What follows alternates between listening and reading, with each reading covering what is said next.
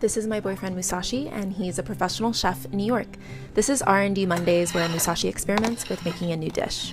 This week at his family sushi restaurant, a customer came in with a freshly caught bluefin tuna and gifted it to him, so he decided to make that the center of the dish he would create. He thought of 3 additional components to pair with the tuna. The first was a ginger cream spinach. He made it by reducing the cream with ginger, blanching and chopping the spinach, and combining. The next component was kabocha squash to add a sweet element. He braised it in dashi and soy sauce for smokiness and pureed it for a smoother texture. For the sauce, Musashi used a sweet chili sauce to add some color to the plate, and I didn't have cheesecloth, so here's our DIY cheesecloth.